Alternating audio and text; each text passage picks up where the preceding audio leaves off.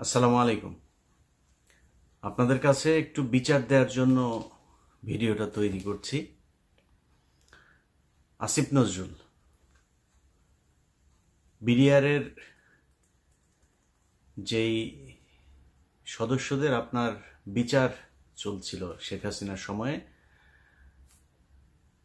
প্রায় 7 মাস হতে যাচ্ছে, এখনো পর্যন্ত তারা জেলখানায়। আমরা এই বিডিআর নিয়ে অনেক কথা শুনেছি যে এটা ভারত এসে করিয়েছে, যেসব যারা খুন করেছিল তাদেরকে সরিয়ে দেওয়া হয়েছে সাদা গাড়িতে করে, কালো অ্যাম্বুলেন্সে করে, নানান কথাবার্তা শুনেছি না আমরা। যদি সেটা সত্যি হয় তাহলে যারা খুন করেছে, আসলে যারা খুনের সাথে, সেই তোরাবালি, তারপরে লেদার লিটন, এদের তো সব ছেড়ে দেওয়া হয়েছে। নানক নাই, আজম নাই, সেলিম নাই, তাপস নাই, কেউ নাই। তো তাদের সব ছেড়ে দেওয়া হয়েছে। রেজানুর আছে, সে কোথায় এখন, কি পলাতক না দেশ থেকে চলে গিয়েছে আমরা জানি না। ওই সময়ে এই যে মইনুল হাসান ইসলাম, মেজর জেনারেল, সে পালায় যাচ্ছিল। তো এরকম কারা কারা আছে এগুলো আমরা সব আগে থেকেই শুনেছি। এবং যেই সৈনিকরা আসল সাক্ষী দিতে চেয়েছে তাদেরকে মেরে ফেলা হয়েছে, গুম করা হয়েছে, তাদেরকেই এই জেলখানায় নিয়ে বন্দি করা হয়েছে। যারা খুন করতে চেয়েছে, যারা খুনের সাথে জড়িত ছিল, তাদের তো সরকার বহু আগেই ভারত পাঠিয়েছে, মেরে ফেলেছে, পালিয়ে যেতে সুযোগ দিয়েছে। নানান এই ইতিহাস আমরা গত 15 বছর ধরেই শুনছি, এগুলো তো জানা, এটা নতুন করে উদ্ঘাটন করার কিছু তো নাই। আসিফ নজরুল 7 মাসে এখন পর্যন্ত এই বিডিআরের যে নিরীহ জওয়ানগুলো, যারা সব সত্য কথা, সত্য সাক্ষী দিয়েছিল, তাদেরকে আসামি বানিয়ে শেখ হাসিনা জেলখানায় রেখেছে। তাদেরকে এখনো আসিফ নজরুল জেলখানায় রাখলো। তাদেরকে জেলখানায় রাখার জন্য আসিফ নজরুল যত ধরনের ষড়যন্ত্র আছে সব কিছুই করছে। আমরা সেই 5 তারিখের পরের এই পর্যন্ত মোট 4টা শুনানি হলো। 4 শুনানিতে সব শেষ জানুয়ারির 8 তারিখে আমরা মনে করেছিলাম 9 তারিখে কিছু একটা হবে, অন্তত কয়েকজনকে ছাড়বে। দেখেন আসিফ নজরুল এই মানে ইন্ডিয়ান রয়ের এই সদস্য কত বড় খারাপ, কত অসভ্য। ওইভাবে পারে নাই। প্রথমবার বলেছে পিপি নিয়োগ হয় নাই, তারপরে বলেছে পিপি প্রস্তুতি নেয় নাই, তারপরে পিপি পুরো রায়ের কপি সব পড়তে পারে নাই। এবার কি বলবে? কিছু তো একটা বলতে হবে। এখন এই ওই যে বক্সিগঞ্জের আপনার যেই কি আলিয়া মাদ্রাসা যেইটা, ওইটার মধ্যে নাটক টাটক সাজায়া, আবার তার মধ্যে আবার স্টুডেন্টদেরকেও এখানে নাটকের অংশ বানিয়েছে। কেউ যায় ঘর পুড়ে দিচ্ছে, কেউ করছে। আরে ভাই, আপনি ওইখানে করেন না বিচার, তাহলে কোথায় করবেন? আপনি জানেন না 9 তারিখে বিডিআর এর শুনানি আছে? জায়গাটা তো ঠিক করে রাখবেন, সেটা ঠিক করেন নাই কেন? একদিন আগে থেকে বিডিআর এর পরিবাররা দেশের বিভিন্ন জায়গা থেকে গরিব মানুষ এখানে এই শহীদ মিনারে এসে শুয়েছিল, কেউ যাইতে পারে নাই। আসিফ নজরুল শাওনের ঘরে যাইতে পারে, শহীদ মিনারে যাইতে পারে নাই, গিয়ে একটু বলতে পারে নাই যে আপনারা কোত্থেকে আসছেন, আমরা আপনাদের পাশে আছি, আপনারা তো আমারই দেশের মানুষ, ওকে আপনারা ঘরে ফিরে যান, আমরা দেখছি। আসিফ নজরুল বলার সুযোগ পায় নাই। কুকুরের ছানারা সিনেমা দেখতে যাইতে পারে, এইখানে আসার একজন উপদেষ্টার সময় পায় নাই। এখন হাঙ্গামা যদি লাগাই দেই, এদের তো কষ্ট আছে, তাই না? এদের পরিবারের লোকজন, কেউ মারা গিয়েছে পঙ্গু হয়ে। বিডিআরের লোকজনের বর্ণনা শুনি, পা নাড়াতে পারে না, পঙ্গু হয়ে গিয়েছে, হাঁটতে পারে না। কন্ডেম সেলে যারা থাকে তাদের অবস্থা আরো ভয়ঙ্কর। তাইলে এখনো কারারক্ষী জেলখানার ভেতরে, এখনো পর্যন্ত আপনার এই আওয়ামী লীগের, ছাত্রলীগের এই নেত্রী টেত্রী, তারা এখন পর্যন্ত বিভিন্ন গুরুত্বপূর্ণ দায়িত্বে আছে। তারা হাসপাতালে, এই কারাগারের ভেতরে নানান ধরনের এই দিয়ে আপনার কি বলে, আওয়ামী লীগের লোকজনকে সুবিধা দিয়ে, যারা শেখ হাসিনার সময় জেলখানায় গিয়েছে, এই কি বলে আইসিটি অ্যাক্টে যারা মামলাতে গিয়েছে, তাদের উপরে নির্যাতন চলছে, তাদেরকে নানান সুযোগ সুবিধা দেওয়া হচ্ছে না। আর আওয়ামী লীগে যারা যাচ্ছে তাদেরকে সব ধরনের বাসা থেকে খাবার টাবার সব কিছু চলছে। এইভাবে এখনো পর্যন্ত জেলখানা চলছে। তো এই মানুষগুলোর পরিবারের তো কষ্ট আছে, তাই না? এদের তো দেয়ালে পিঠ থেকে গিয়েছে। তাদের জন্য 9 তারিখে এই এইভাবে ধোকা দিল আসিফ নজরুল। তো 9 তারিখে আপনি আলিয়া মাদ্রাসার এখানে করবেন না, বক্সিগঞ্জে করবেন না, কোথায় করবেন? কোনো একটা জায়গায় আপনি আগে থেকে সেটা ঠিক করে রাখা উচিত ছিল, করেন নাই। পরশু দিনের ঘটনা বলি আপনাদেরকে, বিডিআর হত্যাকাণ্ড নিয়ে একটা কমিশন তৈরি করা হয়েছে না? এ পর্যন্ত আরও একটা কমিশন আছে, কিন্তু গুম কমিশন। গুম কমিশনের যেসব চেয়ারম্যান তাকে হচ্ছে আপনার অ্যাপিলেট ডিভিশনের আপনার বিচারকের দেওয়া হয়েছে, পদমর্যাদা দেওয়া হয়েছে, আর সদস্যদেরকে হাইকোর্ট ডিভিশনের এই বিভাগের আপনার বিচারকের পদমর্যাদা দেওয়া হয়েছে। এখন পরশু দিনের মিটিংয়ে এই যে সদস্য যে কজন ছিল, সেখানে এই মেজর জেনারেল ফজলুর রহমান সাহেবও ছিলেন। ফজলুর রহমান সাহেব ওই দিনের মিটিংয়ে নাকি খুবই চুপচাপ ছিলেন, তিনি কোনো কথা বলেন নাই। জানি না কেন কথা বলেন নাই। সদস্যরা সবাই দাবি করেছে তাদেরকে যেন ওই মর্যাদাটা দেয়া হয়।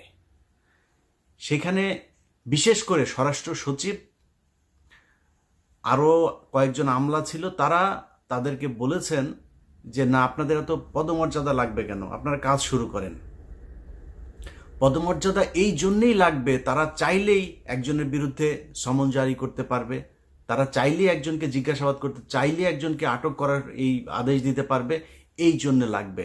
তাদের গাড়ি থাকবে, তাদের সিকিউরিটি থাকবে, তাদের সাথে গানম্যান থাকবে, এই জন্য তাদেরকে ওই পদমর্যাদা দিতে হবে। এটা দিতে চাচ্ছে না। আপনাদের নিশ্চয়ই মনে আছে, এই বিডিআর হত্যাকাণ্ড নিয়ে কমিশনই করতে চাচ্ছিল না। এখন কমিশন করে নানানভাবে এটার মধ্যে একটা বাধা সৃষ্টি করে কোনোভাবে যাতে এটাকে ঠেকানো যায়। এখানে তো 1-2 টাকার খেলা না, তো পুরো দেশ, ইন্ডিয়া একদম রাষ্ট্রীয়ভাবে এটার বিরুদ্ধে। আর আসিফ নজরুল কাদের প্রোডাক্ট, সেই প্রথম আলো, ডেইলি স্টারের, সেগুলো তো আমরা সবাই জানি। এগুলো এখন করা হচ্ছে নানানভাবে। বিডিআরের সাংবাদিক বিভিন্ন মিডিয়ার মাধ্যমে এই বিডিআর হত্যাকাণ্ড নিয়ে একটা ধূম্রজাল তৈরি করার পায়তারা করা হচ্ছে। তো এইভাবে আসিফ নজরুল আপনি তো বাঁচাইতে পারবেন না। বিডিআরের হত্যাকাণ্ড নিয়ে যত অডিও রেকর্ড, যত কাগজপত্র, যত ফাইল যা যা আছে, কমিশনের কাছে যা নাই ওইটা আমার কাছে আছে। এখান থেকে বাঁচতে পারবেন না। তো আমি কাজ করছি, দিন রাত খাটছি বিডিআরের এই ফাইল নিয়ে। এক এক ফোন রেকর্ড, সেই 25 তারিখের, 26 তারিখের, 27 তারিখের এক এক ফোন রেকর্ড 1.5 ঘন্টা 2 ঘন্টা করে শুনছি, সারা দিন রাত এগুলো শুনছি, শুনে শুনে লিখছি। আমি তো ফাঁক ফোকর রাখবো না। এমন এক জিনিস বানায় দিব, এই কমিশন শুধু আমার এই অনুসন্ধান দেখা যদি নাকি রায় দিয়ে দেয়, এনাফ, আর কিছু লাগবে না। তো আসিফ নজরুল, আপনি যত টাকাই খান, যাই করেন, যেমনি চান, এটা বাঁচাইতে পারবেন না। আর যদি মনে করে থাকেন যা মনে চায় তাই করবেন, এই যে বাংলাদেশ ব্যাংকে রয়ের এক সদস্যকে আপনার বসানো হচ্ছে এখন,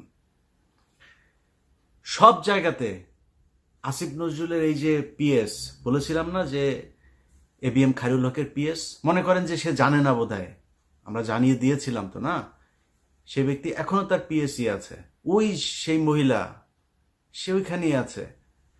সচিব, আইন মন্ত্রণালয়, মানে পুরো চালাচ্ছে হচ্ছে আওয়ামী লীগের লোকজন।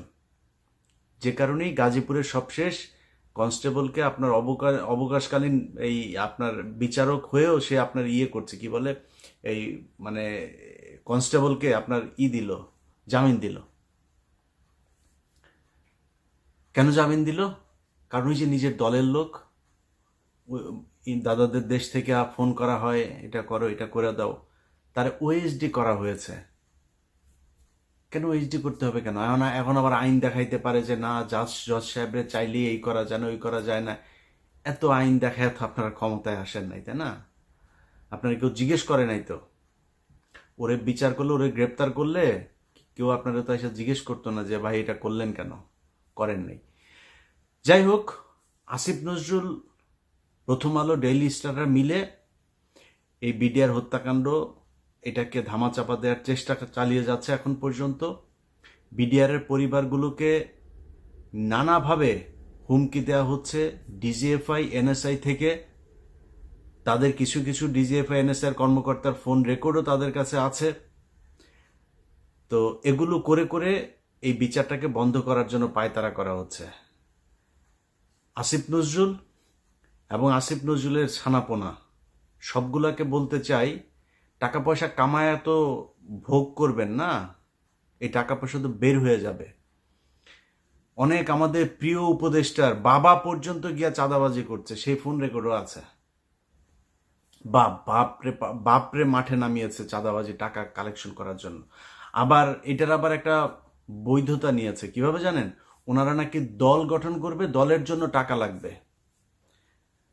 আপনাদের অপমান করতে চাই না, নামগুলিও বললাম না, অডিও ছাড়ি না এখন পর্যন্ত। পরিস্থিতি এমন করবেন না যে সেগুলো ছাড়তে বাধ্য হই, তাহলে কিন্তু মুখ দেখাইতে পারবে না। আসিফ নজরুলের বিচির মধ্যে কামড় দিয়া বসা বসা আসিফ নজরুল যা বলবে সেটা শুনবেন, খুব বেশি দিন কিন্তু সহ্য করব না। খুব ভালোবাসি, খুব স্নেহ করি, অতএব একটু হিসাব করে চলতে হবে। আপনাদের কাছ থেকে কোনো তদবির করতে যাই নাই যে ভাই আমার ওই লোকের সারাই দেন, এই লোকের সারাই দেন, এগুলো করতে যাই নাই। আপনাদের কাছে দেশটা যেই কারণে স্বাধীন হয়েছে সেইটা চেয়েছি। প্রধান কাজ বিডিআরের জওয়ানদেরকে ছাড়তে হবে। আসিফ নজরুল